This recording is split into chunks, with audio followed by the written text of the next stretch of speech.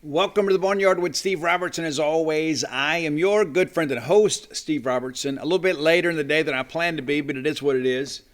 I've been trying to get some information for you guys, you final group that are still waiting for your books to arrive. And it has been a challenging situation, to say the least, but we're now near the end.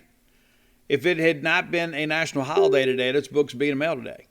So here's what happened. As you guys are well aware, I've shared some updates with you, and the overwhelming majority of you have your books. And it's so easy to focus on, the challenges in life, but thousands of you have already got your books, and there's less than 100 of you that don't. And so there was some multiple orders. Those of you that ordered more than one book, this had to go in boxes, and they ran out of boxes last week, had to order some more. I'm happy to say the boxes came in Saturday. So everything's been packaged up between yesterday and today. They would have gotten it to the mailbox today, as we talked about, but it's going out tomorrow. So you should have your book this week.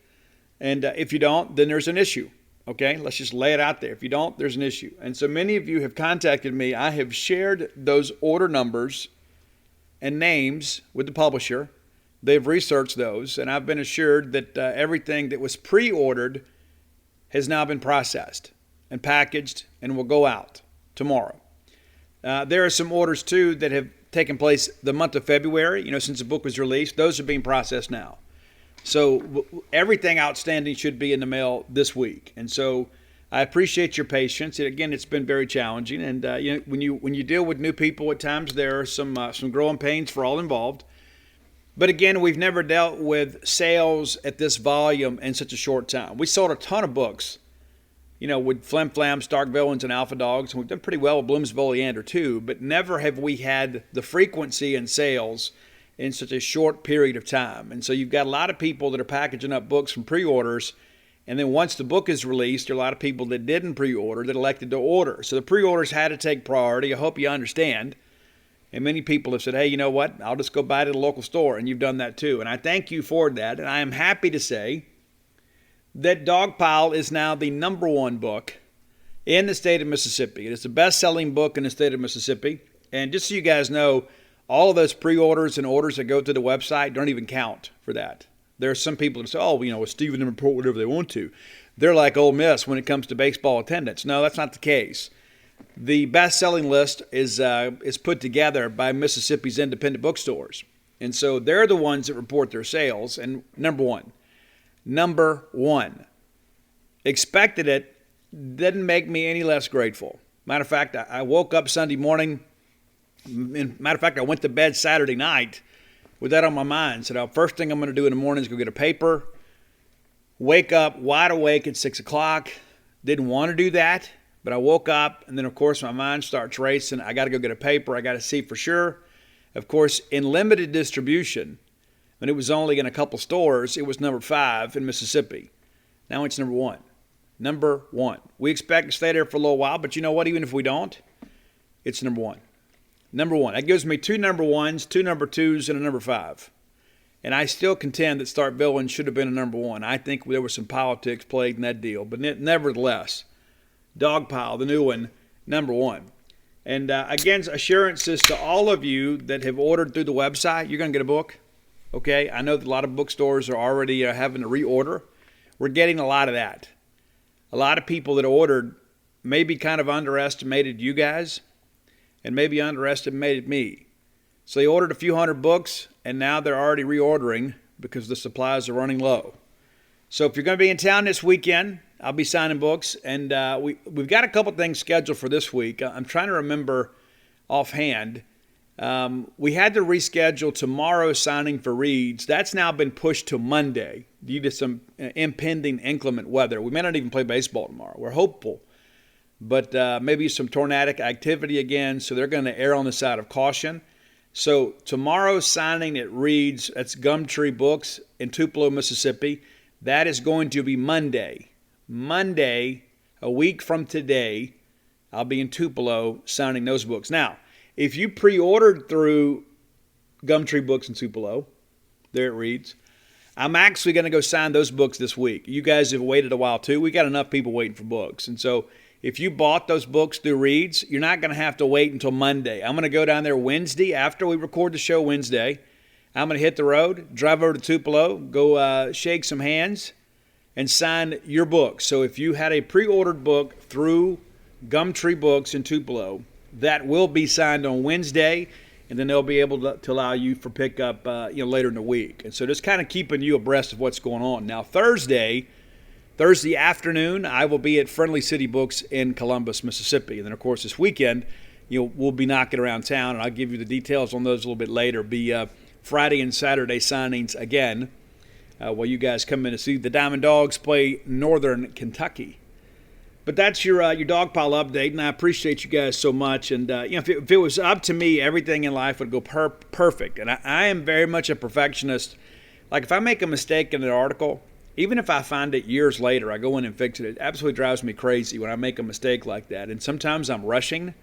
Sometimes I don't always maybe give the online content the proofreading it needs. I go back and read it a couple times, and usually if you're the person that makes the mistake, you're a little less likely to find the mistake. And sometimes I make those mistakes, and I admit that. I'm human. Sometimes I get a little bit caught up, especially when you've got a book on the market. The phone's always ringing. There's always people that are calling and texting and that sort of stuff. And then with all this going on with the online orders, I'm trying to be an advocate for you guys in that thing too. And even though it's not something that I control, it is my name on the book. And so everybody's been great. I think there's only been one or two people that have been a little bit difficult. And so if you're those one or two people, you'll know that you're very much in the minority. But everybody's like, hey, Steve, I get it. No, but here's the deal.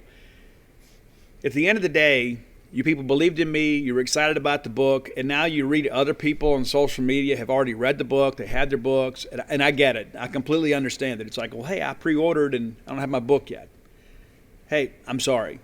I'm absolutely sorry. If there's anything that I could do to prevent that, I absolutely would. But there are a lot of people that you don't know that are working exceptionally hard behind the scenes down in Madison, Mississippi to make sure this gets taken care of. And so we're down now really. It's just less than 100.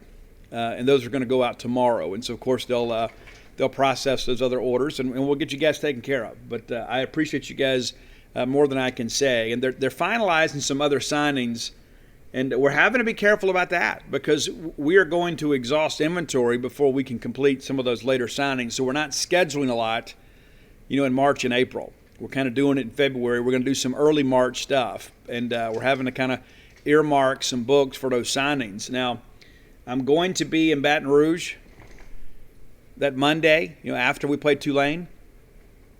And so here's what we got going, okay? So I'm getting a lot of requests for people about out-of-state signings. And we toured extensively, for Stark Villains.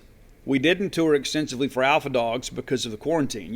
The Alpha Dogs is my quarantine project. And so we didn't tour as much, mostly in-state stuff. And I had told my publisher, because of the fact that so many of our Mississippi vendors that have been so incredibly supportive of me, that they were the ones that were with me from day one, that I wanted to really do the signings in Mississippi to help our Mississippi vendors. I shared that with you guys then. I share it with you now. I'm a Mississippi guy, born here, lived here, raised here. I'll be buried here. I'm a Magnolia Stater through and through, even though I spent some time across state lines a couple decades for the most part. But the reality of it is I'm a Mississippi guy. And so wanted to get those folks taken about. So we're going to do some out-of-state touring this summer after baseball season. And you can say, well, Steve, I really wanted to see you before then. Well, you're going to have to do it in Mississippi. Other than my trip to Baton Rouge, I told you guys we've had a couple different issues. We had a quarantine. We had some tornadic weather, and they've had to cancel and reschedule a couple times. So that's the only out-of-state signing that I'm going to do this spring is there in Baton Rouge. And, of course, I got a lot of friends back there, too. So we'll get those folks taken care of. But, again, from the bottom of my heart, thank you for your support, and thank you for making Dog Pile number one. I never had a doubt, but I'll be honest with you. On my way to the newspaper yesterday, on my way to the convenience store yesterday to get the paper, it was a part of me. The whole time I was like, I'm not going to believe it until I see it. Even though I know the book deserves to be number one, I know that it's number one in just about every bookstore in Mississippi. Until you see it, you can't really celebrate it. And it seemed like everything went wrong at the gas station. Like I went to the one pump where the card reader didn't work, so I moved to the next one. Then I drop my gas cap underneath the car, go inside, and of course there's a long line. People want to visit and that sort of stuff. And I just wanted to get the paper. And I got the paper and I opened it up to the life section of the Clarion Ledger, and there it was, top of the heap, dog pile. I might have shed a tear or two, maybe. I'm willing to admit that with you guys. Yeah, it was really emotional for me. It really was. I've had 2 number ones now, and I'll be honest with you. There's a part of me too. As much as I enjoyed Flim Flam, I kind of didn't want my best-selling book to be Flim Flam. This is the one. We're celebrating a national championship, and any good news in Starkville is bigger news than any bad news in Oxford. Just kind of how it works. So excited to get you guys the books, and excited to get your reviews. I had a great review today, and I don't think he would mind if I shared this with you before we get into baseball. These are his words. I don't know if you guys know Richard Willis. And Richard shared this on social media, so I don't think he would have a problem with me sharing it with you guys. But so Richard obviously was a pre-order and then just couldn't wait when I bought him the book. And so I've told him just gift the other one to Mississippi State fan. There's some of you out there, too, that have got extra books. Don't send them back. Give them to some other Mississippi State people. There's a handful of you guys that may have gotten double shipped. Don't feel like you got to send them back. Keep them. Give them to other Mississippi State fans. Let them have that as a keepsake. But here's what Richard had to say. I can finally close the chapter on the 2021 season and completely look forward to the 2022 season. Thank you, Steve. It was more than merely enjoyable to go back in time and ride the train one more time. My takeaways from the book are as followed. Number 1, the introduction was emotional for me. The way the book was dedicated made me feel like it was specifically dedicated to my dad. My dad introduced me to baseball at birth and to MSU baseball in 1984. I may have shed a tear. Then again, it may have been allergies. Number 2, the first 3 chapters were unexpected gold. I expected a glance over and got a history lesson. I'm not sure it could have been better. Loved it. 3, I spent from the 11th of April through the 28th of May sitting on the couch wearing a heart monitor and watching the season on TV due to a fluke medical condition that still hasn't been properly diagnosed yet. I love Jim Ellis, Bart, and Charlie. They do an amazing job. The addition of Ron Polk in the booth is absolutely platinum. But it's nothing like being inside Dudy Noble. Your memories are much stronger when you're inside the park. I'd forgotten how much I'd forgotten about the games in that time span. Every series was covered in detail, even the ones I'd chosen to forget. Number 4. The chapters after the SEC tournament will always be special to me. It was my first trip back to Dudy Noble since April 11th, and I vowed to never take another day in that stadium doing what I love for granted. I hope I always remember to keep that promise to myself. John Lennon said it best when he said, "The time you enjoy wasting was not wasted," and I soaked up every second. 5, reliving the regionals and the super regionals will always be special. There's nothing quite like the atmosphere in the Dude during those 2 weeks of the season, especially when the team is clicking on all cylinders. Number 6, the College World Series chapters weren't long enough. He could have infinitely written about it, and it still wouldn't have been long enough. Just like being there, it was over too soon. I love Omaha. Number 7, thank heaven the story of Coach Foxhall's dad wasn't the ending to the last chapter. After losing my dad in 18, I'm not ashamed to say that I had to put that book down and take a break to dry the windows to my soul before I could finish reading it. Number 8, spoiler alert, we won.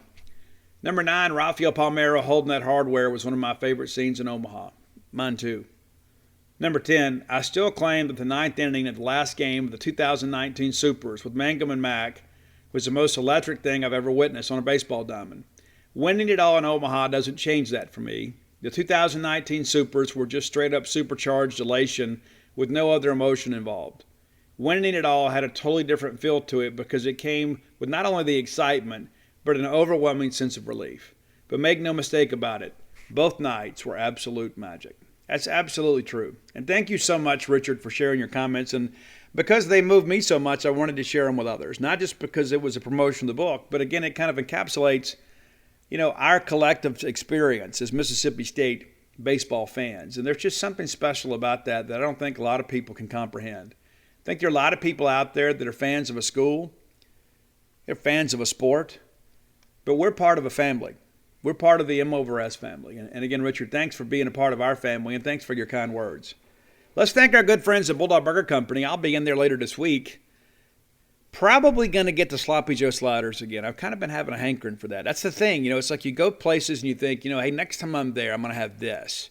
Because you begin to equate good dining with good places. And that's what you have. You got a great place that serves great food in Bulldog Burger Company. Be sure and check them out. 3 great locations to serve you right here, University Drive in Stark Vegas, and of course Gloucester Street there in Tupelo. The brand new in Lake Harbor Drive in the Ridge and Flowwood area. I get a lot of people that tell me, Steve, every time I go in there, the place is packed, and they still do a great job. Giving you great food, great portions, at a great price. That's Bulldog Burger Company. The place where people go to meet. MEAT. Let's talk some baseball. We got some basketball to talk about too, but we're going to take our time and get to that a little bit later. So it wasn't the weekend we hoped for. We still answered some questions and some concerns that we had, and I think there are still some questions that have to be answered as well. You remember last year, and when you read Dogpile, you'll kind of get it. We forget how bad we were offensively the first month of the season. It really wasn't a little bit later that we found the stroke a little bit and got some things done. We had some clutch wins early on against some teams, and you remember we all said, man, if we'd played an SEC opponent today, we'd gotten beaten. But we didn't. Those non-conference games prepared us for SEC play. We learned out who we could trust. We had some guys in the pitching staff that we had to define some roles with. We had to play with the order. We had to play with the defense. It's going to happen again now. I go back to 2018. We had Gunnar Halter playing at the middle, at second. We had so many problems there. We finally moved Foscue to second, and everything gelled. Gunnar played some at third. Marshall Gilbert ended up being the starting third baseman down the stretch. But that's the move that we had to make that ultimately led us getting Omaha. We shored up our defensive effort in the middle. Last year we had a similar situation. Cam James expected to be the starting shortstop. He slides over to third. We put Lane Forsythe in at short. The infield began to settle. Still didn't quite have it figured out at first. We ended up putting Luke Hancock over there. Then we settled on the infield. Took us a while to kind of get the left field spot settled. But once we got Cam James in an everyday lineup, it opened up the DH spot for us to put Kellum Clark in there. And so as you guys are somewhat critical of the lineup now, understand it's all subject to change. And you saw some of that this weekend. Braylon Skinner starts game 1. Matt Corder starts game 2 and 3. And I think right now people would say, hey, no disrespect to anybody else, but based on what we saw from Matt Corder the last couple of ball games, guy needs to be in the order. He absolutely does. He missed the fall. He's still just kind of getting up to speed now, and he hits the first home run of the season. And we're going to talk about that a little more in the show. But, again, this is not a finished product. And as Chris Lemonis has shown you, he's not going to pick a starting 9 and ride with it all year. He is willing to make the change. He is willing to make the adjustment in season. So this will not be any different. You'd like to find it sooner rather than later, but the reality of it is that they will make the change. All right, let's talk about Friday's game first. And I know we didn't do hardly anything offensively in this game. The story of this game, Landon Sims. We all wondered how would he handle it. Would he make the move from the back end to the front end? He was absolutely outstanding, and sadly, he gets tagged with a loss in this ball game. Let's take a quick look here. So you get Luttrell, who is their hoss. You get him swinging. You get Pepe swinging. We give up an infield hit, and then we get a strikeout swinging. So you strike out the side around an infield single there. A lot of soft contact against Landon Sims, which is what you'd expect, until late. Bottom of the first, State goes 1-2-3 in the inning. And I'll be honest with you, after a couple innings, I was thinking to myself, I'd rather be Mississippi State than be Long Beach State, because we were putting the ball in play. And you think, okay, we'll be a little more confident the next time through. We'll have an opportunity to make some things happen here. Didn't pan out that way, but that's kind of how it felt early on. There was this moment, too, in the top of the second when Morello hits a pop fly in foul territory and Luke Hancock settles under it. And then Morello basically trucks Luke Hancock. Now, I am a baseball justice guy, but Morello should have been ejected from the game. Oh, Steve, you're being too critical. No, I'm not.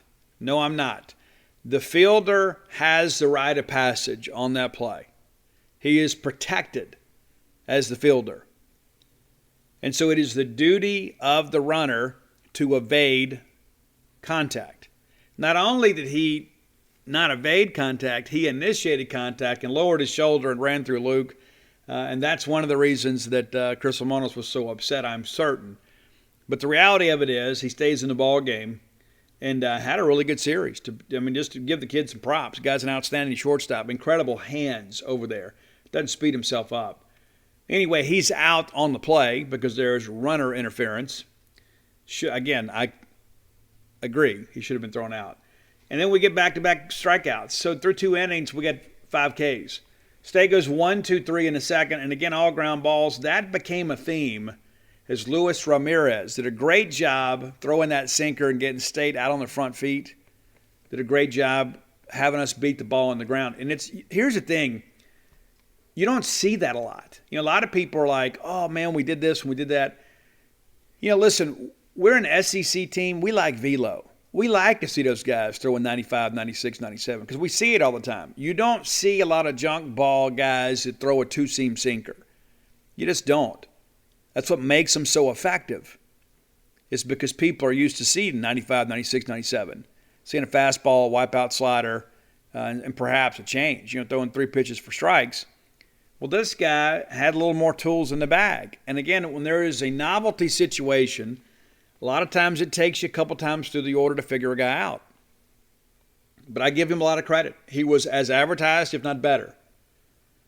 So top of the third, Sims again goes right back to work. A K swinging, and then a ground out to second on the very first pitch.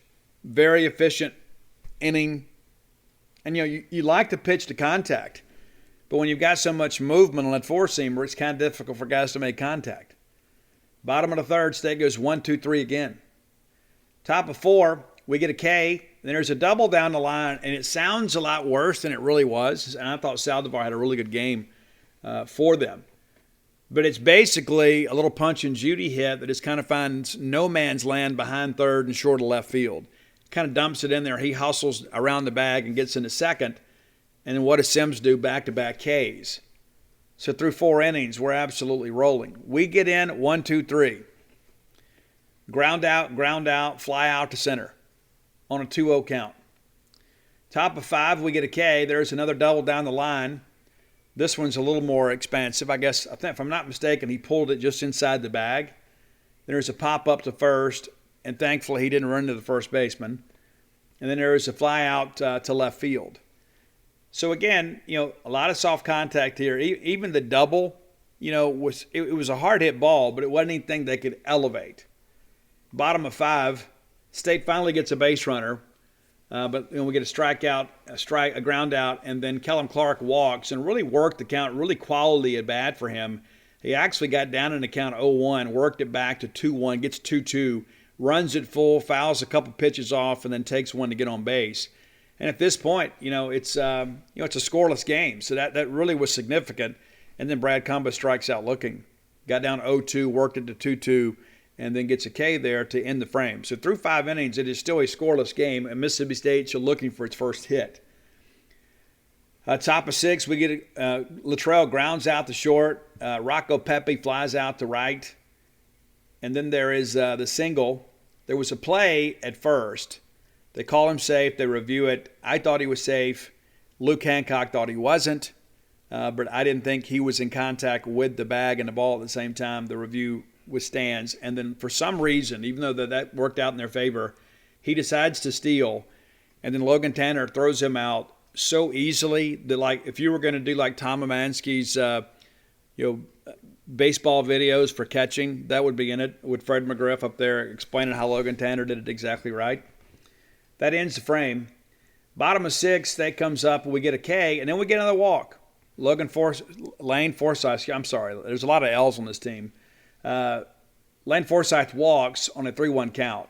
Gets down 0-1, works it, and then at this point you're thinking, okay, we got a chance here. We got a runner on with less than 2 outs. Let's move him around. Well, then R.J. Yeager puts the ball in play to third, and they force Forsythe at second. Yeager beats it out. Then Yeager's still second, and again, we've got a chance here with the runner in scoring position, and Cam James grounds out the shortstop. Again, a good at bat here. We get down 0-2 and battle back and make it full, and then we can't punch it through. Right there, you get a base hit, you probably got a lead. We get into the 7th. Things are going great. We get Long to strike out. We get Morello to strike out. And the crowd, I mean, the kid had so much heat. We booed him all weekend.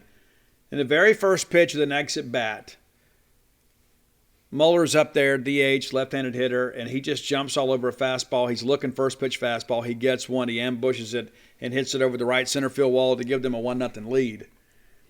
Bottom of 7, at this point, we're done. We're going to depend on our bullpen. Lennon Sims is done. So you can close the book on Landon.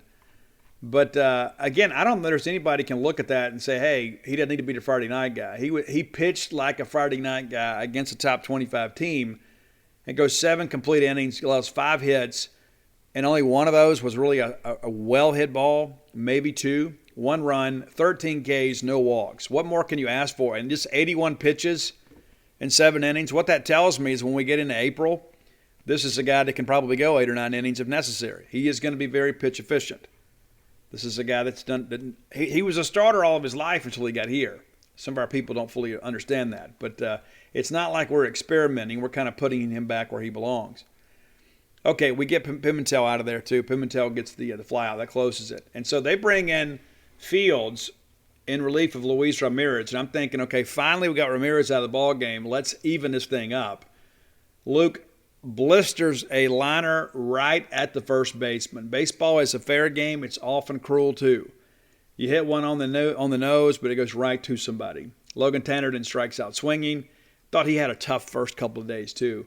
Then Hunter Hines breaks it up and gets a single to left field. We're so excited. And then Hunter overruns first and tries to stretch it into a double, and he is out by about 30 feet. Post-game, Chris Lemonis said that he thought the ball was in the corner. He didn't realize the ball had been fielded. And not going to defend that. I don't know if that's on the first base coach or on Hunter, but the reality of it is we finally get a hit, and then we let them off the hook and gift them an out. Parker Stinnett comes in the 8th. And I'm not sure how I feel about Parker Stinnett. I mean, and that's to be fair and honest. I mean, it's like I know he has the hammer curve. I know that he gets some swing and miss. I know he has a great fastball, but the command is not always there. And that was an issue early in his outing this time too. And this is what we've got to work on. Parker Stinnett has to be a guy that can be relied upon and a guy that we can absolutely trust because he's going to have to pitch some big innings. He has incredible stuff. It's just a matter of can we throw it consistently for strikes. So we lead off with a walk, and it was a pretty lengthy at bat. Let the guy go to second on a wild pitch. We get a K looking here, 3 pitches. And I like relievers that come in and don't waste pitches. Then Luttrell finally gets to us with a double to left center, chases in the run, makes it 2-0 Long Beach State. Pepe flies out. Then we hit Saldivar. Put him on base, and then Long singles, and it pushes Luttrell around to he scores, makes it 3-0. Bottom of the 8th, we come in, and we fly out to right. We strike out swinging.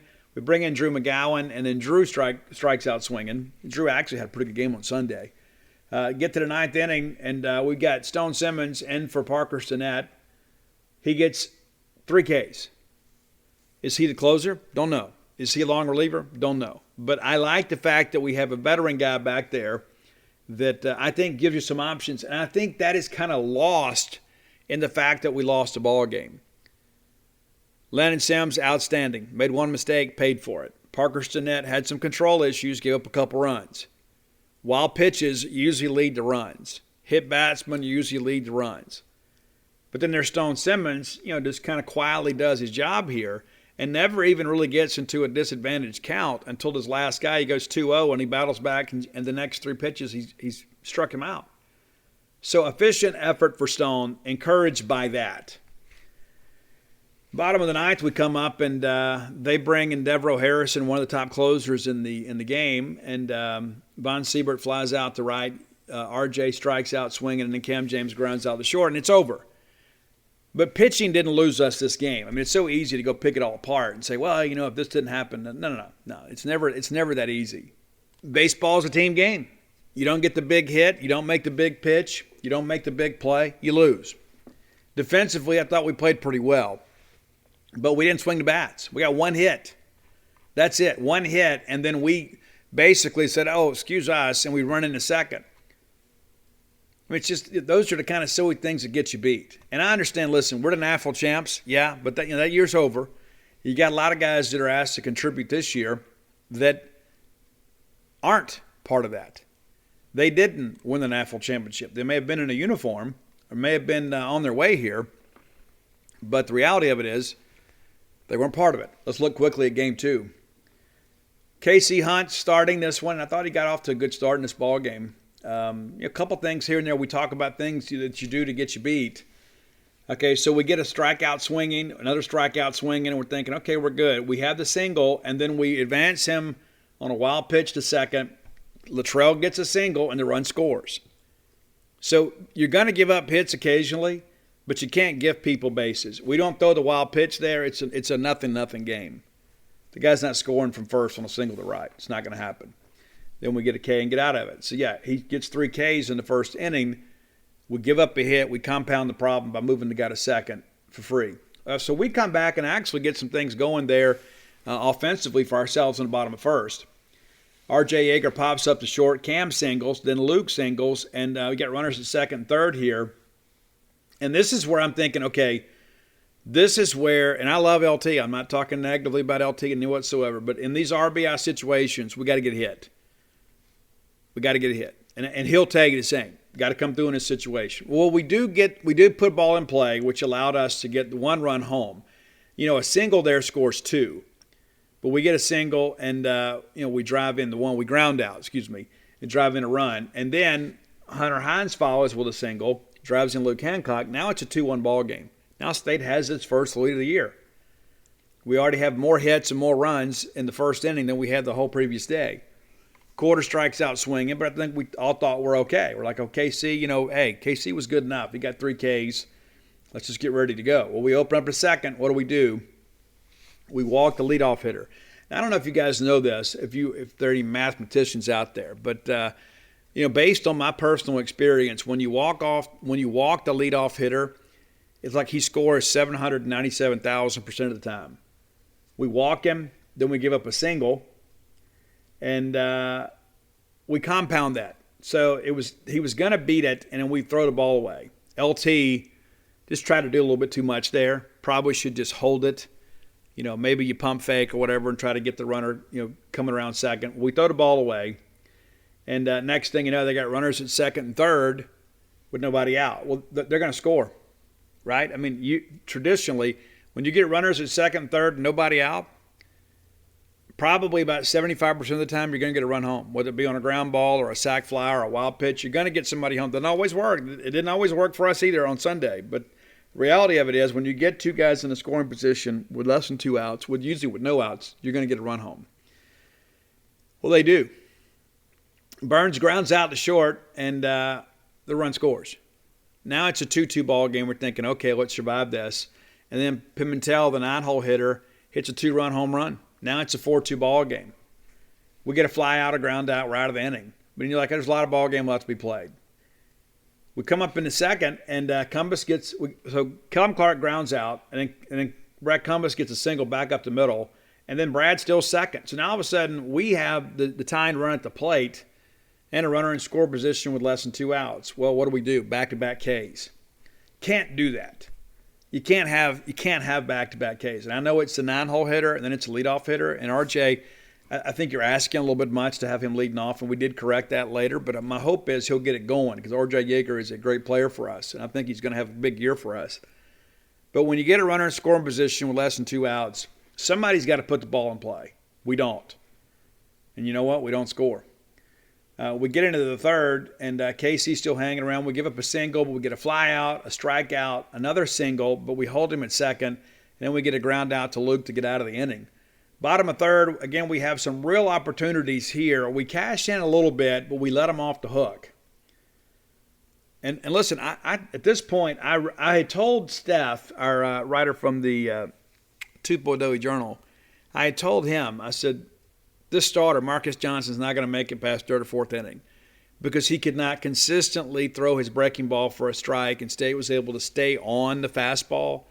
And again, people say, oh, he throws 95, 96. Great. That's what we want. We'd rather see those guys than those, G5 guys throwing 85.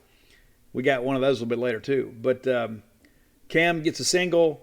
Then we go to second on a wild pitch. Then Luke Hancock grounds out to second, but it pushes Cam to third. LT grounds out to short, but Cam scores. So we manufacture a run there on just the one hit.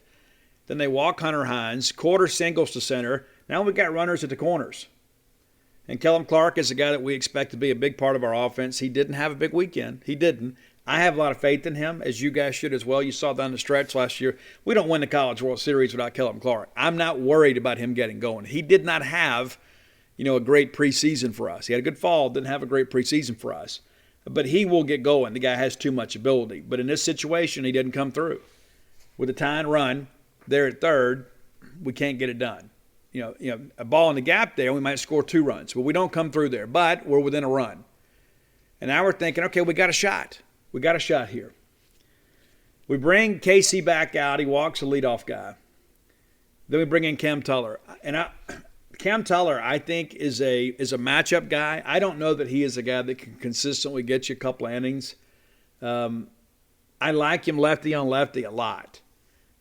But this is a guy at times, too, that struggles some with control. And we're going to have him come along because at some point you're going to have to match up with a left-hander late in the ball game. There are a lot of people that are going to stack left-handers against a right-handed pitcher. So then all of a sudden you put the lefty out there and you can chew those guys up. So we're going to need Cam to figure it out. Well, then he compounds the situation, walks the first guy he sees. Now there's runners at first and second, nobody out. We give up a single. And, again, this is one of those it should have been an error. We mishandle it. They run the bunt here to move the guys over to second and third. And we throw it, and it hits the first base umpire, which is the only reason people didn't score.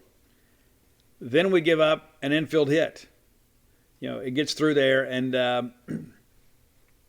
they get a couple runs. And it's a 6-3 ball game now. And, again, it's another bunt, sacrifice. We actually played this one correctly. And this is where Cam took charge here. And maybe I could argue Cam probably should have taken charge on the earlier one, the one that Cam mishandled and threw away. But I did like Cam's aggressiveness here. We go and make the play. Then we get the K of Latrell, and we think, okay, we're going to get out of this thing, and we give up a double to left center and 2 runs scored. At this point, I think we all felt like the ball game was probably over. But there was more to come. There was more to come. We finally get out of that inning. We come back in the fourth, and again, there's a lot of baseball left, and we've knocked their starter out of the ball game. But Noble was outstanding. Jack Noble really kept us off balance, pitched a lot backwards. We get a hit from Brad Cumbest, an infield hit.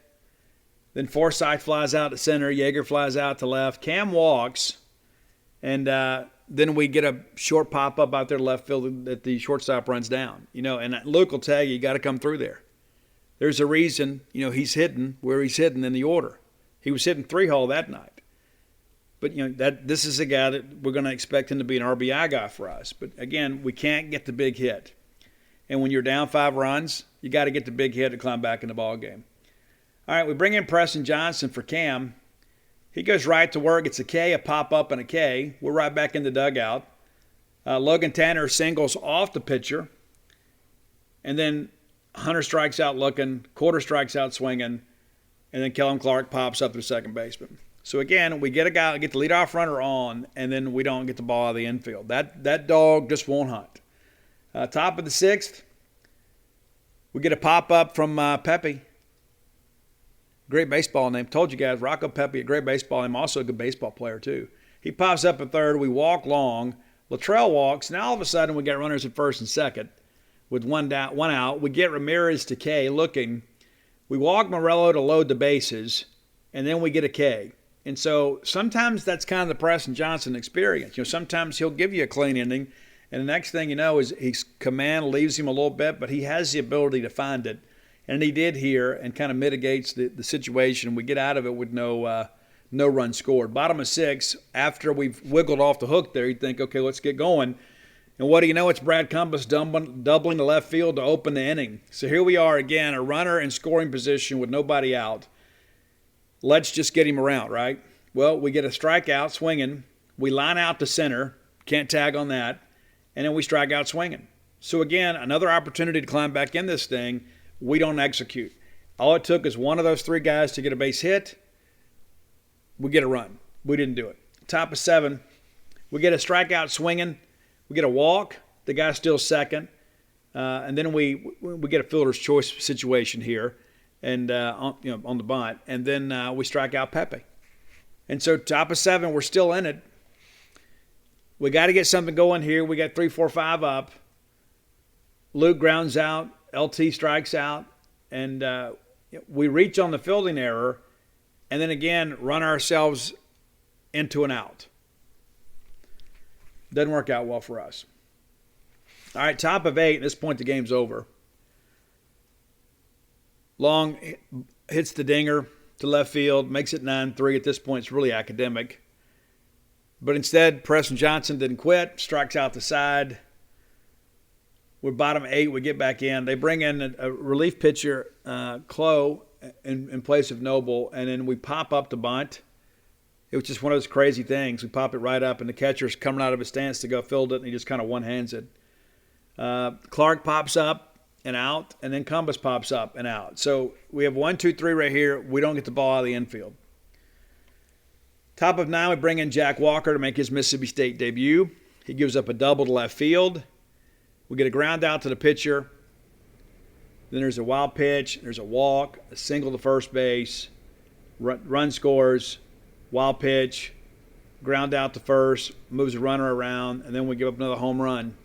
That's 13-3. So, not a great start for Jack Walker, but I think Jack Walker is going to be a great pitcher for us. People forget, as dominant as Landon Sims was, his first outing, he was terrible. Terrible. He'll tell you himself. The nerves get to you a little bit. They'll be better for the experience. And there are some guys out there that are scared to get hit. And that's the thing I'll say about Jack Walker. While he was not at the height of his game, I respect the fact the guy went out there and challenged hitters. He didn't go out there and just kind of get cute. It's like, he did walk the one guy, but it's like, hey, I'm going to go out here and pound the zone. If they hit me, they hit me. And they did. They did hit him. But he'll be better for the experience. They'll get him in the lab. We'll watch it a little bit, kind of get going. Bottom of the 9, they make a bunch of defensive changes. We bring in Tanner Leggett, who strikes out swinging. We bring in Mesh, who grounds out to first. Bring in Slade Alford, who flies out to left. Ball game's over. And it was miserable. And at this point, social media and the message boards were all on fire. People were angry. And I don't blame them. I was too. I wasn't panicking. I was disappointed. But the reality of it is that, the ball game didn't go the way we wanted. Let's get into game 3 real quick. This one worked out much better for the home team. Cade Smith, that's the story. As a matter of fact, let's take this time. We're going to name Cade Smith our Prime Shrimp Player of the Weekend. You guys are familiar with that, right? Last week we had a nice incentive for you. The Prime Shrimp Player of the Week, it's Cade Smith, pitcher. Gave us a great start. Proud to partner with the New Orleans-based Prime Shrimp to bring you guys delicious, easy-to-cook shrimp, and you can get delivered straight to your door from Prime Shrimp. They've been peeling shrimp in New Orleans since the 1940s. They're proud to debut an exciting new product for you to serve restaurant-quality shrimp at home in under 10 minutes with none of the usual fuss of cooking. You don't have to devein these shrimp. You don't have to peel them. You just drop the pouch into the boiling pot, and the pre-seasoned shrimp is ready to go in 10 minutes or less. You got a meal ready. Whether you want to serve it on a bed of rice, put it on some noodles, whatever you'd like to do, they get you taken care of. Order at primeshrimp.com, get it delivered straight to your door, and use our promo code Boneyard to unlock some savings for you. Try it today with a risk-free purchase. If you don't love it, you get your money back. Again, that's primeshrimp.com. All right, so let's get into game 3 here.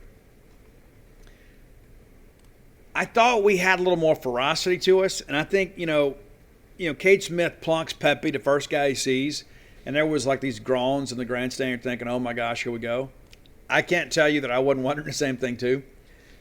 But rather than be, kind of a harbinger of things to come, it was really not indicative of the rest of the day. I thought Cade was outstanding. So we get a fielder's choice there. We nearly turned a double play. We just couldn't quite get – it wasn't hit hard enough, I don't think, and we didn't get a really smooth turn at second. So they get it. But then we get a strikeout swinging. We get a fly out to center. We're out of the inning. Bottom of 1, we've got Cam James leading off, and I really kind of liked him in the 2-hole, to be honest with you. I didn't know that I would. But I like having some speed. R.J. Yeager's pretty fleet of foot too. I like having a little speed ahead of Luke Hancock and Logan Tanner. if I got Yeager and Cam on and I get a ball in the gap, there's a good chance both of them are going to score. So I like that the way that lineup sets up. But I think, moving Cam up there maybe got some things going, and he had some really good ABs. Even though he struck out swinging, he got down 0-2, worked his way back, and competed. And I think he learned a lot from that too. And of course, they're throwing, another starter, another high velo guy. Hancock walks. Tanner strikes out swinging, but it was an incredible at bat. I think it goes 9-10 pitches. Strikes out swinging. I think they got him on a slider. But the reality of it is, LT's a tough guy when he really kind of puts his mind to it. He's like, you know what, you're not going to give me out. And this just kind of seemed like he got caught guessing a little bit. But it was a good at bat. And then Hines strikes out swinging. We go back out, and Cade Smith gets him 1-2-3. Bottom of second, State breaks through. R.J. Yeager walks. R.J. hitting fifth, and I thought that was good for him. Let him kind of get in the flow of the game a little bit. He walks, and a good at bat. We get a foul, we get a ball, we get a strike looking, and then we work the count full, and we get the walk. And then the very first pitch that Quarter sees, he throws it completely out of the stadium. It was one of those things you had to see, and I know that the social media stuff shows it, but it still doesn't really, I think, do it justice. He absolutely grabs this baseball with that bat. I mean, it looked like one of those Brent Rooker shots in the old stadium. It's like you see it off the bat, and you just wonder where it's going to come down. It was an incredible home run, and he salutes the student section out in right field as he makes the turn between first and second. Cumbison strikes out swinging, and again, Brad had a good day on Saturday. I think Brad's going to be just fine. Kellum Clark strikes out swinging and looked a little frustrated at the plate. And he's scuffling a little bit, but he's going to be fine. Forsythe singles to center field. Good to see Lane get some things going. I don't know if we had a play on here and we just blew it, but Lane gets thrown out at second. It really wasn't that close. Top of third, Cade goes right back out. We get back-to-back outs, and then Pepe gets a single. Rocco Pepe. Remember the name. But we get a fly out at center to get out of the deal. Mitigate the damages a little bit. And then Cade really went to work after that. Bottom of third, State builds on the lead a little bit. Cam James gets the infield hit, still second. Goes to third on a balk, and there was a balk. Luke, a rarity, strikes out swinging. And again, that's a full count deal. I mean, he works it, and then they get him. Logan Tanner then grounds out to short, gets a run home. Ground ball scores a run. We all win. And then Hines strikes out swinging. And again, a lengthy count here. To this point, you kind of felt like Juwan Watts-Brown wouldn't be around long. He's getting a little bit deeper in the counts and having trouble finishing the players. Cade Smith gets him 1-2-3. We're back to work there in the fourth. Yeager gets a single. Quarter walks. Again, a long count here. They end up pulling him, bringing in Jake Rhines. Quarter goes to second. Yeager to third on a wild pitch. And here, again, we talk about this. Even though we won this ball game, these are the things that get you beat. You got runners at second and third and nobody out. Runners at second and third, nobody out. And we don't get the ball out of the infield until the inning is over. Ground ball to third. Ball hit pretty well. Third baseman made a really good play there. Nearly gets a runner at third and throws Cumbus out. But because it was hit directly at the third baseman, we weren't going on contact there. Kellerman strikes out, lengthy at bat, full count situation, but he ends up striking out swinging. We can't score the run, and then Lane Forsythe flies out to right field. So again, two guys on, scoring position, nobody out, and we can't get the run home. It can't happen. You got to elevate a baseball somewhere. You got to make something happen. You got to have situational hitting here. Now you got to go up there thinking, okay, what's the best team play here? Let me find something I can elevate, get this run home. We don't do it. We had three guys who were up to the plate. We didn't do it. Long Beach State comes back in the fifth. McGowan goes in for Kellum. I didn't even ask Chris about that in the postgame. Maybe I didn't feel like it was appropriate because Drew actually had a couple nice hits in the ballgame. Kellum is going to be a big part of our lineup. And anybody out there like, oh, Steve, no, just relax. Relax. It's one weekend. We get Rosales looking. They bring in a pinch hitter. We strike him out swinging. And then we get a line out to center. And this is when life changed for Long Beach State. This is when they really kind of saw Mississippi State for who we really are and who I think we can be.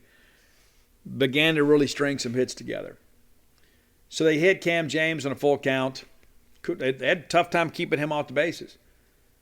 For some reason, we reviewed this. I don't know what the coach was asking for. I mean, either it's a foul ball or it's hit by pitch. It hit something. There was no question that it hit something. But either way, you're not getting out. Hancock singles to right field in. We move the runner around. LT comes through. It rips a nice center up left center. Now the bases are loaded. Hines gets a big hit back up the middle. Drives in 2 runs to 5-0 ball game. And you just kind of felt like the way Cade was pitching, we're going to be okay. They didn't walk Yeager to load the bases. They bring in Volker to replace Rhines. Quarter gets a single, drives in a run. Cumbus singles to the left side, drives in a run. They change pitchers again. McGowan singles to the right side, drives in 2 runs. Forsythe K's, and then Cam James comes in with the sac fly RBI. That's what we were talking about. I'm coming up with a guy at third, less than 2 outs. I got to get the ball in play. I got to elevate something somewhere and get this run home. That's exactly what happens. Good situational hitting by Cam there. And then Luke flies out to left. But, it's now a 7-run inning. And Cade has been in that dugout kind of stewing and getting stiff. So that's just kind of how life is sometimes. And I don't think he minded that much. He goes back out there, walks the first guy, gets a fly out, gets a line out. And you could kind of tell then that he was losing control a little bit. And here's the thing about Cade Smith that I love. And number one, if we had had a regular draft back in 2020, he is in the minor leagues right now. Well, I guess not technically because they hadn't, finished up the CBA. But my point being is that Cade Smith, under normal circumstances, wouldn't be here. COVID sent Cade Smith to Mississippi State. He's a Mississippi State guy. But because we only had a 5-round draft that year, he didn't get picked. But here's what Cade Smith has. And if you've been around baseball for a while, we talk about, like one of the knocks on Kumar Rocker. And I love Kumar's ability to compete. I love his stuff. But people have always told me he's going to be a guy that's somewhat injury prone because he overthrows a lot and mechanically he can be a mess. He doesn't have a repeatable delivery. Cade Smith is like a machine. Jack Leiter was like that too. And I'm not going to sit here and say Cade Smith's going to be Jack Leiter. That wouldn't be fair. My point being is that when you have a repeatable delivery, when you follow the same arm path over and over and over again, and you can adjust the grip, and you don't have to alter your arm speed and things like that to make the ball move the way you want it to, you can play baseball a long time. That's what Cade Smith is. Cade Smith is a dude. He absolutely is. And Cade Smith's going to win a lot of baseball games here at Mississippi State, provided he stays healthy. But this is a guy, watch him the next time he pitches. He doesn't tip pitches. He is always in the same arm slot, whether it be the fastball, the slider, or the changeup. This is a guy that's going to get SEC hitters out. You might as well get ready. And I looked it up today, too, when I was writing my article about him. Didn't give up a hit or a run in the postseason. You can say, well, Steve, how much did he pitch? He pitched in the SEC tournament. I think he's the only pitcher that didn't give up runs in the SEC tournament. He pitched in the Super Regional. He pitched in Omaha. He got a handful of games there in the postseason. Cade Smith has the ability to be a shutdown guy for us on the weekend. So now you start thinking, okay, we went to the weekend, wondered about all this stuff. And now all of a sudden, based on 1 week's work, you feel really good about Landon Sims, and you feel really good about Cade Smith. And I don't feel bad about Casey Hunt either. I don't want to say that in a way that you think, oh, no, because I think he did some good things, and I think he'll be better for the experience. There's a lot of nerves involved with all this stuff too, and he was fantastic in the fall, 15-1 strikeout to walk ratio. All right, so we bring in Brandon Smith. And kind of a surprise to see him get elevated the very first pitch. But first pitch of the year, right? He's a guy that usually keeps the ball down with good sink. We give up a double, gets a run home. Then there's a single, gets a run home. And then we finally get out of there, and it's 10-2. And Brandon hadn't had a great offseason either. But, we're kind of tinkering a little bit, I guess you could say. But we're going to need Brandon to get some good innings for us. Bottom of 6, State answers right back. Logan Tanner gets a single. We get the Hines hits a baseball. He's out at first. We moved the runner along there, and then Tanner Leggett pitch hits for R.J. Yeager, and then the third pitch he sees, he hits a 2-run home run. So now it's a 12-2 ball game. And then Quarter grounds out, Cumbus grounds out. We're out of the inning. Top of 7, they get a lot of pinch hitters in. White gets a single. There's a fielder's choice. We get an out there. There's a walk. Jimenez strikes out. Roselle singles, and then the run scores. It's 12-3, and then we get Carlson out. And at this point, it's really kind of academic. Now we're just kind of emptying the benches a little bit. Drew McGowan comes in with a leadoff single. Forsythe hits into the double play. Cameron James singles to second base. Hancock singles. and then Logan Tanner flies out the center. Eighth inning, similar situation. A lot of people moving around here, but you get an infield single. Castillo then strikes out looking. Porter strikes out looking. White hits into the fielder's choice. We retire the runner there at second. It's 12-3. And at this point, State's just trying to, get some guys some at-bats ourselves. Von Siebert comes in, singles back up the middle, his first Bulldog hit.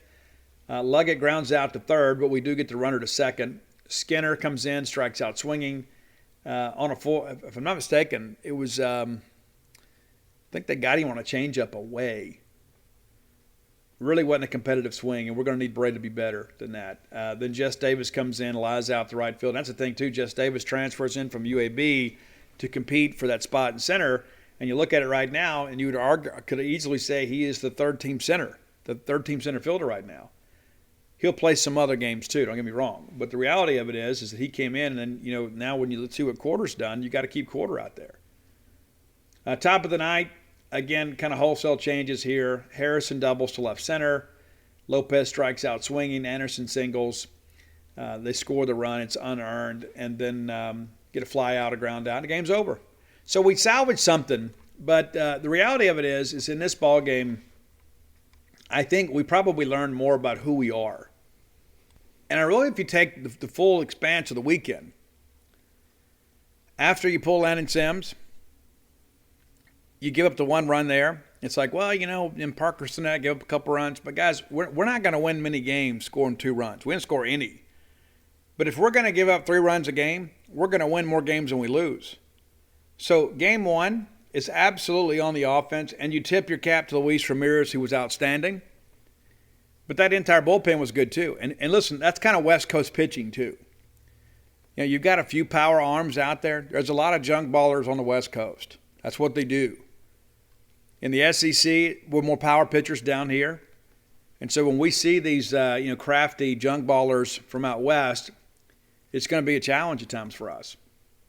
Game 2, we had some things kind of fall apart. The score looks worse than maybe the game was for a while. That's one of those games you look at and say, well, they scored some runs late. They kind of made the game look maybe worse than it was. In my mind, this is a game of missed opportunities. I don't look negatively at Casey Hunt. I didn't think Cam Teller pitched well. He'll tell you the same. That's really where a lot of the runs are. I mean, you look at Casey Hunt leaves a ball game, and it's still a competitive game. And then Cam goes up 3, and even then the game wasn't completely out of reach. But Preston Johnson comes in and goes 4 innings, but he has 4 walks. 3 in 1 inning. That's got to get better. You know what you've got in Preston. You do. 9 Ks, he's a guy that can get himself in and out of trouble. And then Jack Walker, of course, his Bulldog debut. And so, the thing that I look at with that and say, okay, we got Casey Hunt. What if Preston's the first guy out of the pen there? It may be a different score, but the reality of it is, again, 3 runs in the ball game. If we're going to score 3 runs a game, we're not going to win a whole lot. If we can hold people to 3 or less, we're going to win a whole lot. So, I was more disappointed in the offense. And we talked about, how many competitive challenges we had and how many times we couldn't get the timely hit. Well, that wasn't the case on Sunday, right? I think we know that now we for sure have 2 bona fide weekend starters based on a week of work, right? Is Casey the guy next week? Don't know. I don't think that he pitched poorly. I think there are a couple times there are pitches he'd like to have back. But I'm not ready to give up off the guy off one start. And again, I thought he went out there and competed and got some swing and miss. We got to eliminate the wild pitches. And sometimes when guys have, wild breaking stuff, there's going to be some of that stuff. You're going to have to kind of deal with some of that. But the reality of it is, I don't feel as bad about the weekend today as I did yesterday. And as bad as the Saturday game was, I was like, this is kind of part of it. What stinks the worst is the first game, is to get a sparkling start like we got from Landon Sims and not give him any run support. 0. And we bounced back a little bit yesterday and take some time to get punched in the mouth. And we need to play a baseball game tomorrow. I know they're trying to find a way to get that game in against Arkansas Pine Bluff. We need to get some guys some innings. Fristo's a guy, Pico Cohn's a guy, Andrew Walling's a guy. We got to get those guys, some innings. And I go back to, and again, I'm not trying to throw shots at anybody, but that's how it'll come across to some people. But I remember, there's always, everybody has a source, or they're in a group text, and there's a guy that texts them that dated a girl that worked in in the custodian department at Mississippi State, and they saw something on somebody's desk, and they shared it with a friend. The next thing you know, it's in your inbox. And they were telling everybody about Andrew Walling, and we have tried to explain since he's been here that he has kind of been up and down. And some people were like, "Oh no, he's going to be, he's going to be a big leaguer," and he may be. They said, "Oh, he's going to lock down that Saturday spot." At no point has he had that Saturday spot secured, and he hadn't pitched yet. I hope that we get to see him on Tuesday. And you'll go look at the control numbers. He has basically been in the fall and in the early spring kind of what he was before. He's a guy that has, he's kind of like Eric Sarantola. He's got all the skills. The next thing you know, he'll throw, a couple fastballs right by people, and you're thinking, man, just lay it up there anywhere, and then we walk a guy. And so that's what they're working through. So we're going to need him to get it right, because we're going to need him to contribute in a major way. All right, time for today's Top 10 list, brought to you by closewithblair.com. That's CLOSE with Blair, BLAIR, closewithblair.com. He's my friend. He's your friend. He is a friend in the industry, and that is the mortgage industry. It's a complicated process a lot of times, kind of getting all that together. If you've never done it, let me prepare you for it. It's not fun. The end result is great when you get approved and you get to move into your new home or you refinance, you're able to pay off all these nagging bills. All of that is really fun. But it is also a very complicated and convoluted process. It pays to have a friend in the industry that can kind of hold your hand the whole way through. That friend is Blair Chandler. And by listening to this show, we're going to save you a little money. You tell Blair you heard about him on the Boneyard. It doesn't matter who you cheer for. It doesn't matter if you like me. It doesn't matter if you love me. It doesn't matter if you hate me. You mention to him, you heard about it on the Boneyard, he's going to pay for your appraisal. A lot of fees associated with getting a mortgage approved. Blair's going to save you a little cash just by being a Boneyard listener. Let me give you his personal number. It's 601-500-2344. Again, it's 601-500-2344. Works for Fairway Mortgage, 21 years in the industry. Top 1% close ratio in the country. So you got a winner working for you. You got the top guy from the top company, because Fairway Mortgage recently voted number one in customer satisfaction in the mortgage experience. How about that? Again, at 601-500-2344. 601-500-2344. Closewithblair.com. Top 10 list. Like you guys, I love the walk-ups at Duty Noble Field. And I'll be honest with you, last year I thought we didn't have a whole lot to choose from. I really didn't like a lot of them. I really didn't.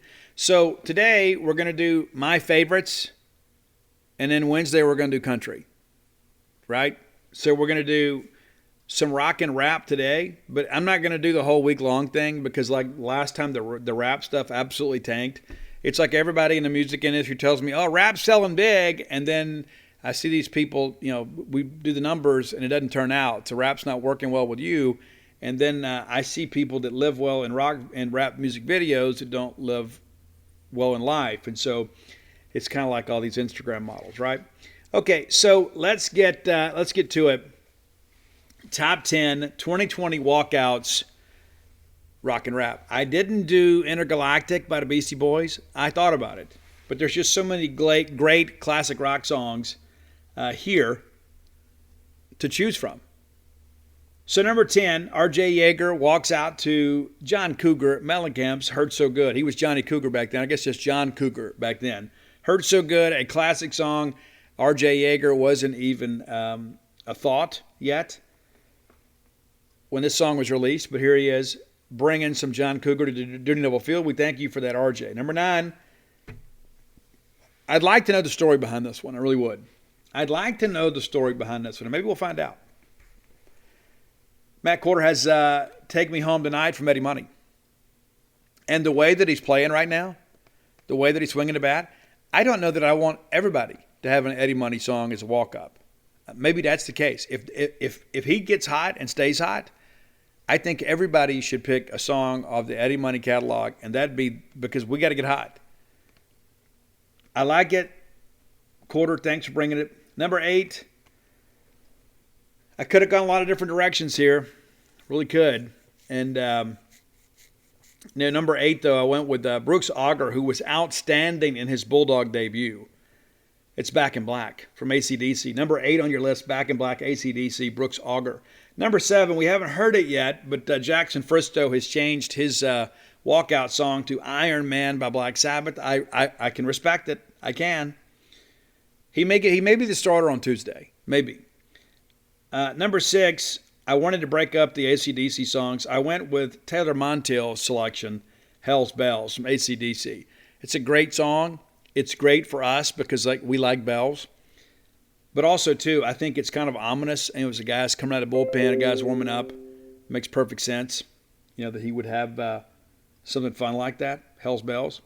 Number 5, LT changed his too. I like it. I love, everybody knows the very first album, the first Beasties album, License to Ill. I think that's right. Yeah, License to Ill. But it's Make Some Noise from the Beastie Boys for LT. And I dig it. Number 5, I think people should get behind that. Number 4, and we're getting into some classic songs here for sure too. Number 4, Cam Tuller comes out to Detroit Rock City, which has one of the most recognizable bass lines in the history of rock and roll. Gene Simmons really laid it down on that track. I dig it. Detroit Rock City is number 4. Number 3, I had a chance to sign a book for this young man's family over the weekend. Signed a handful of books for his family, as a matter of fact. And I had to sign one of the player himself. His mom buys the book. I write it to my guy, Landon Sims. Thanks for being a Bulldog. Still the night forever. That's right. Still the Night from Whitesnake. I could make an argument this is the best one because of what it means to all. Because when you hear that song, it's like, oh my gosh. And listen, to you marketing people, I'm telling you, I'm going to speak right now on behalf of all Mississippi State fans that attend ball games at Noble Field. And I understand you got to get the ads in. I do. I have to deal with that myself.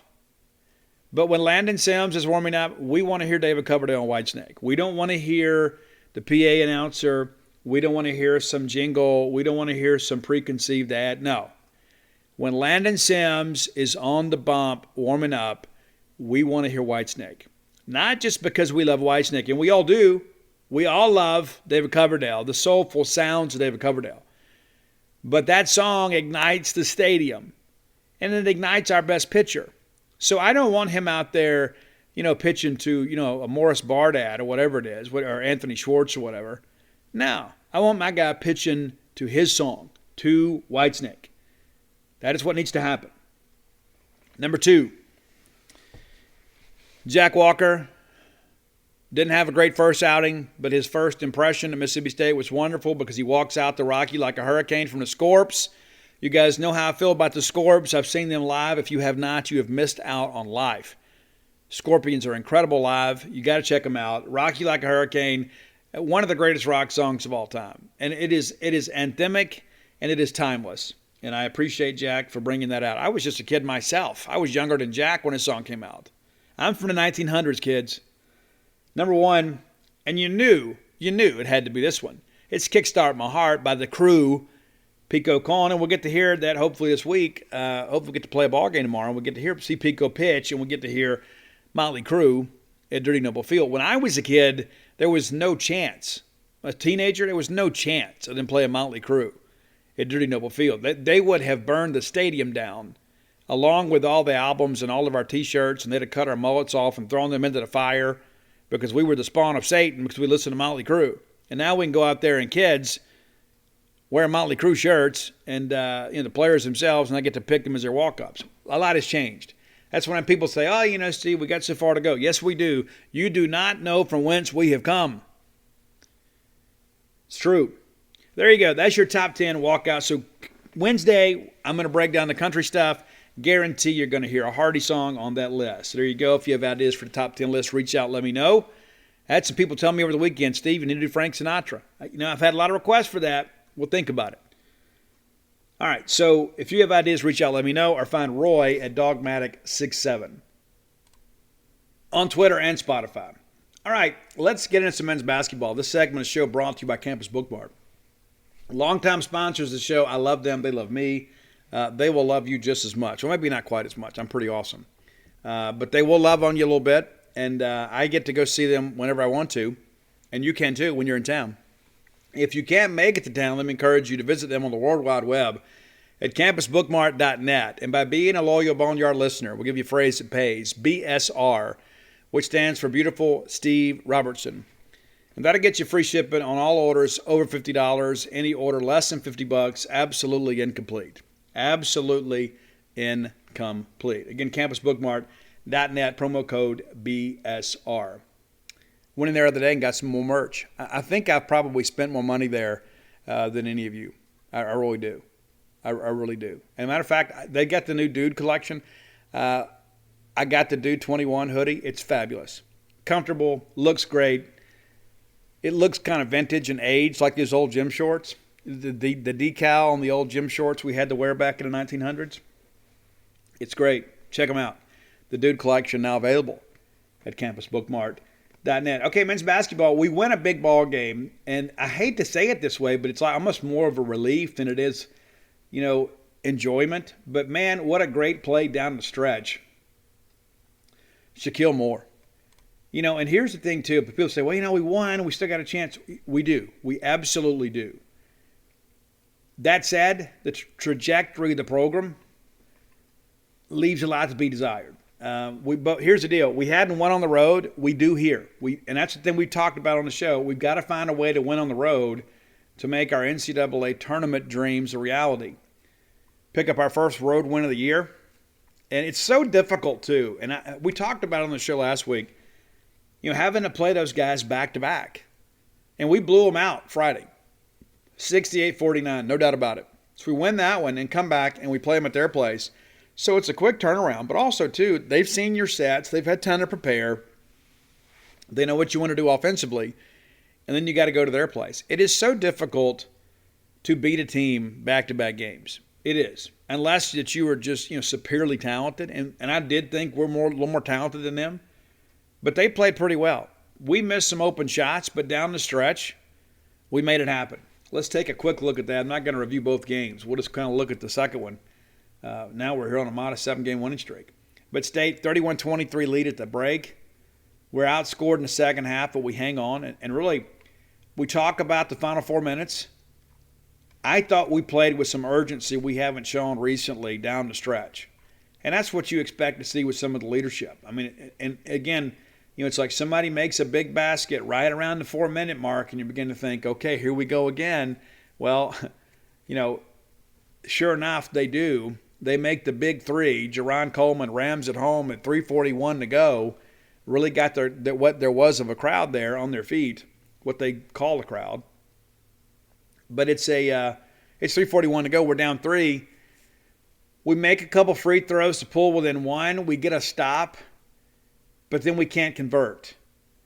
They go up 2, go up 3 on back-to-back free throws that are made by Ronnie DeGray. So now we're down 3 with under 2 minutes to go. And admit it, you were like me, you're thinking, here we go again, and man, we can't lose this game. We missed the 3 that would have tied it. They end up fouling us, and we go 1 of 2 from the line with 1:43 to go. So we're down 2.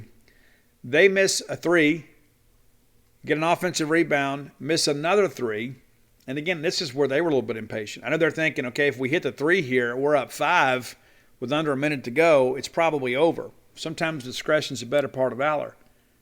They get nothing on that trip. We go down and get a great drive from Iverson Molinar. He lays it up with the left hand up and in to tie the game.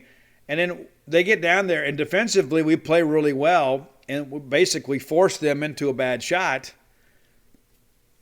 Jerron Coleman fires up the 3. They miss. We get a rebound. And next thing you know, we don't call timeout. We're not doing it. It's a tie game. We're going to let the kids play. Shaquille Moore goes down on the break, makes it, and then gets fouled. We miss a free throw. And they go down and fire up, desperation 3 and miss, and Shaquille pulls it down.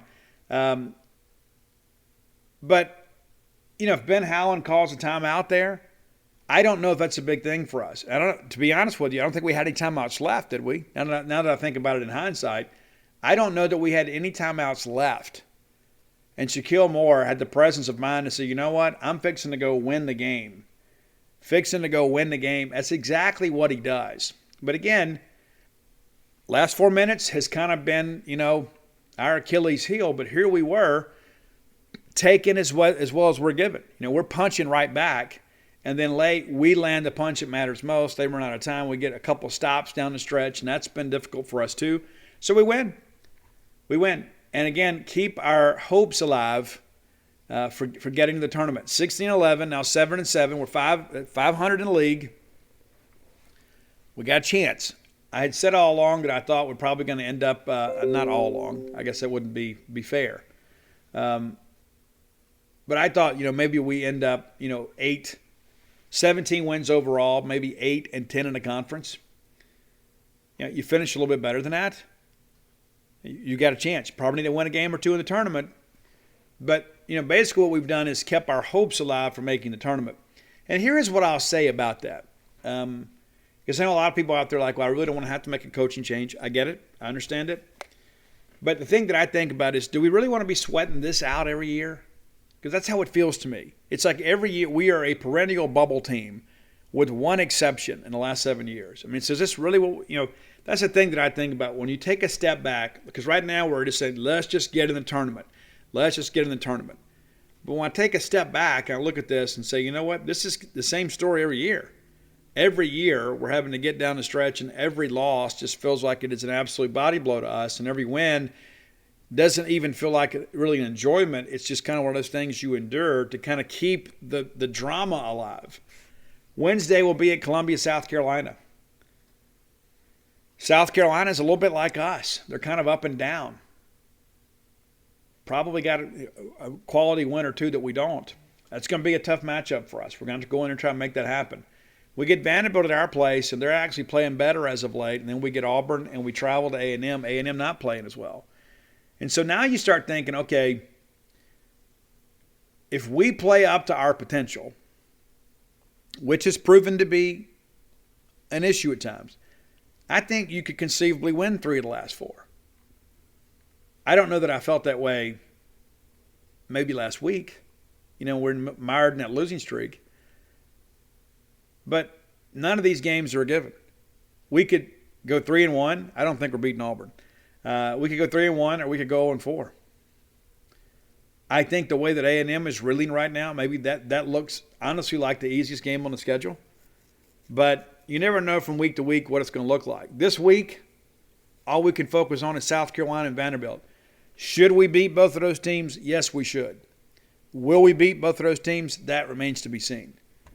But this, again, we're really kind of pushing ourselves and challenging ourselves to get to the tournament. But, again, I don't think getting to the tournament is enough. I know we hadn't done it in a long time, but I think you probably need to get there and get out of the first weekend to even feel like, okay, we're heading in the right direction.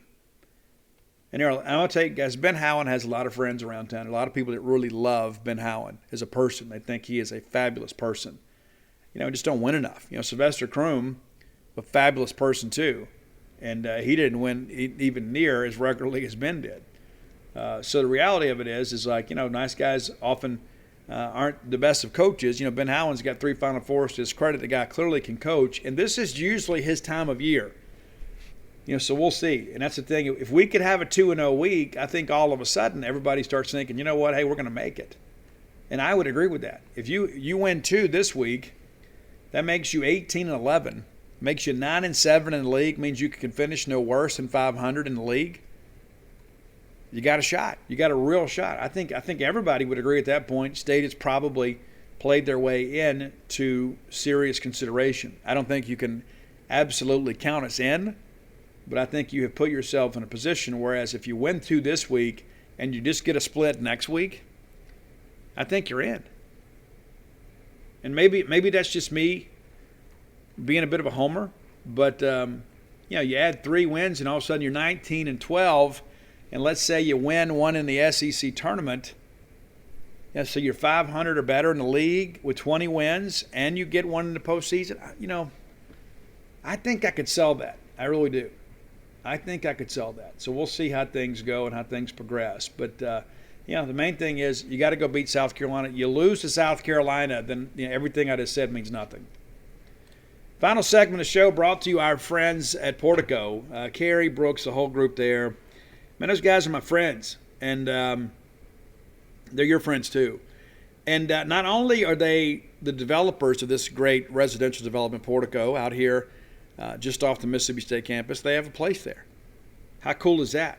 So not only would they be the guys that you work with to buy a home there, they're going to be your neighbors, at least part of the time, because that's their ball game weekend retreat. You can have one of those places too, or you can make it your primary residence. You know, I might just buy a house over there one day and just kind of be the night watchman, just kind of walk around and watch everybody's stuff, you know, when I'm out walking my dogs or whatever. But here's the deal. If you've been thinking about moving to Starkville, now's the time. You know, phase 1 completely sold out. Phase 2 is getting underway right now. Things are happening. You got a lot of people involved in all this that are making some good things happen because they love Starkville, they love Mississippi State. This isn't some out-of-state company just can come in here and set this thing up and then leave it for you to deal with. And these are people that are invested in Starkville, they're invested in you, they're invested in that community, which is why they have put roots down there themselves. You can start with a 2-bedroom, 2-bath home, go all the way up to a 4-bedroom, 4-bath home, whether it be your primary residence, of course, or retirement home. They're going to have a plan that fits you. Let me give Brooks a call. Brooks, former Diamond Dog guy, he's here all the time. 601-416-8075. Again, that's 601-416-8075. You know I like doing business with Bulldogs whenever I can. This bunch, Bulldogs through and through. All right, final segment of the show. Let's talk women's basketball. You know, here's the deal. It's painfully clear that we have run out of gas, and it's sad, you know, because these young ladies are playing so hard, and then we get down to the final couple of minutes of a ball game, and our legs and our bodies just kind of betray our mind and our hearts. We just don't have enough left in the tank, and it's nobody's fault. I mean, that's the thing. You know, it's not their fault. You know they're playing the best they can, but at the end of the day, we're not winning. You know, now we're not expected to make the tournament now. We still have a chance, but we had played our way in, and now we've lost 3 in a row. And here's the deal. Whether we make the tournament or not, I'm going to remember this team very fondly. I mean, I am, because of the adversity they've had. They had every excuse to quit. They didn't quit. Doug Novak didn't quit. You know, we've had some people quit. We've had some people quit. Those that remained, in my mind, will be beloved forever. You know, I really do. I mean that. And listen, we've got a difficult week ahead of us. You know, we got to go to Knoxville on Thursday, which will probably be our 4th straight loss. That's a difficult place to play. And we have no depth. They have a lot of talent. They're expected to be, one top seeds in the tournament.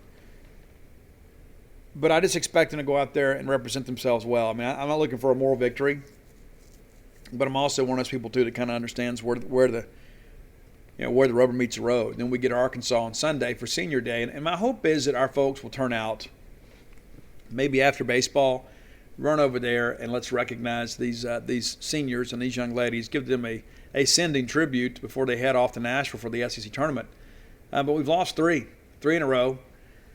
We went from being 15-8 to 15-11. Went from being 6-5 in the league to being 6-8. And so not a lot going on in a positive variety. We had a chance to win that game against Missouri. Let's take a quick look at that before we get out of here. Missouri, of course, we beat them earlier in the year in Starkville, 77-62, and nobody really gave us a chance. And then, this is a ball game. We're right there in the thick of things, and then we just kind of run out of gas. State is down 5 after 1. We storm back, pull it to winning 2 at the break. We're down 9 after 3, and then next thing you know, we score 24 points in the final quarter. The problem is they scored 25. So we're right there with them late. And that was the thing. It's like you look up and you begin to think, okay, what's happening here? It is a 55-53 game with 6:38, and then we tie it. It's Charlotte Cole steps to the line and ties it. So it's 6 minutes to go. It's a tie game. You're thinking we're right there. Then we're down 3, down 5, down 8. Cut it back to 3 at 3:07 to go, and you're thinking we're there. Right back, 2 minutes and 17 to go. We're again 3 points, and then Lauren Hansen knocks down a 3, puts them up 6, and at that point it was pretty much academic. We didn't score the rest of the ball game, and again, you just kind of run out of juice here, and you have to foul. They make their free throws, and it makes the game look a little more lopsided than it truly was. But the reality of it is these young ladies have played exceptionally hard for Mississippi State. Whether they make the tournament or not, and at this point I don't expect them to, I think you can look back and say, you know what? we owe Doug Novak a debt of gratitude for, putting us in a better position than maybe he inherited. And that's not necessarily a shot at anybody else, but the reality of it is that this season could have absolutely gone off the rails. But some other people that said, you know what, I'm not going to let that happen. Not on my watch. I'm not letting that happen. Now, 2 weeks ago, many of you were advocating for Doug Novak, and I know many of you still are. And I think, again, it's not his fault. He doesn't have depth. But we've lost 3 in a row, so I feel like in some respects the kind of bloom is off the rose in some respects. And again, it's nobody's fault. But I fully expect Mississippi State to go outside Doug Novak to hire the coach. That's not to say that Doug is not a candidate. He certainly is. And I think he'll get an opportunity to interview for the job. And that sounds kind of interesting. The guy's going to interview for the job he already has. Well, he is the interim coach. And so things change a little bit as we move forward there. But, the reality of it is Doug's done a great job. And this is no shot at Doug. But as I've shared with you guys before, I think the best thing to do is to go, rather than piecemeal this thing together, is you go out and you hire a sitting staff. And here is what I believe, based on some conversations that I've had. I won't mention any names yet because, of course, they're going to respect the privacy of the other candidates because there's still a handful of candidates that are being considered. And you wouldn't want to put those names out there and then 3 or 4 people not get the job and all of a sudden it becomes a difficult situation back home. But the reality of it is I do think we are going to go out and hire a sitting G5 head coach. That's what I expect. Oh, well, Steve, I'm not a Power 5. Well, we're not going to spend that kind of money to go, Vic's not coming home, okay? $3.6 million buyout or something like that, something ridiculous. It's well over $3 million. We're not going to do that. Just like we've had some other coaches in the past that have used us to get a raise from their current employer. You don't think that's happened in women's basketball? It absolutely is. It absolutely is. But here's what I would want in a coach. I want somebody that believes this is a huge step up for them. Now, and I also want somebody that has a pedigree for winning. I want somebody that's maybe not been a head coach for 2 or 3 years, but for several. I want somebody with a tried and true, proven offensive and defensive system. I want somebody that has assistant coaches around them that believe in what they do. They're not just here to collect a check. They're not just here because you had a spot to fill. I want assistant coaches that believe in what the head coach is doing and seeing their vision because we have seen what happens firsthand when that doesn't happen. And I want a coach that produces coaches. You can say, well, Steve, what do you mean? I want a guy or gal whose coaching methods are so successful that they produce assistant coaches that become head coaches at other programs because the system is so tried and true. That's what I want. I want a coach that's going to produce players. I want a coach that's going to produce college graduates. I want a coach that's going to put players in the WNBA. I want a coach that's going to put players in professional basketball around the globe. I don't just want to go down the road and hire somebody from Baldwin High School. We've done that before too, right? You say we have? Yeah, we have. Worked out pretty well, though. Babe McCarthy. It's a different day and time today. So I think you got to go out and get somebody that is established, that is a proven winner, that has people around them that believe in them and believe in what they're doing, that will see Mississippi State. It's the greatest opportunity available. I don't want anybody on this campus, from the cleaning lady to the coach to the chancellor, that doesn't think Mississippi State is the greatest job in the world. I just don't. We've used the stair steppers for years and years and years.